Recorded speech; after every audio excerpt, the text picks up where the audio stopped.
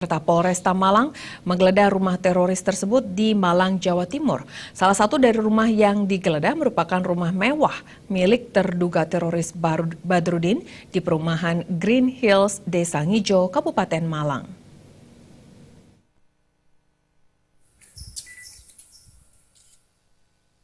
Densus 88 Anti Teror Mabes Polri dibantu Polresta Malang menggeledah sebuah rumah mewah di perumahan Green Hills di Desa Ngijo, Kabupaten Malang, Jawa Timur. Penggeledahan dilakukan secara ketat. Sejumlah personel Densus 88 berjaga di luar rumah di belakang garis polisi yang jaraknya sekitar 5 meter dari rumah.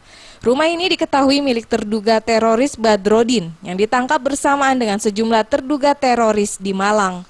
Ada sebuah tulisan bahwa rumah yang digeledah polisi itu dijual oleh pemiliknya.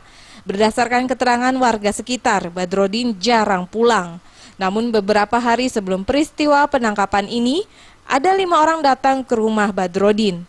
Selain Badrudin, ada beberapa rumah terduga teroris lainnya yang ikut digeledah. Salah satu di Perum Geria Permata Alam, Desa Ngijo, Kabupaten Malang. Dari penggeledahan itu, Densus mengamankan 1 senjata laras panjang, bendera ISIS, dan buku-buku jihad.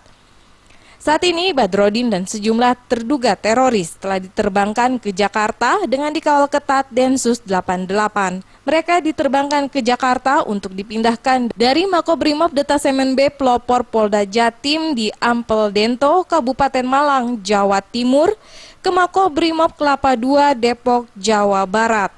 Diduga para terduga teroris memiliki kaitan dengan jaringan teroris yang menyerang Jalan Tamrin 14 Januari lalu. Dari Malang, Jawa Timur, tim liputan melaporkan. PT Taspen menyiapkan langkah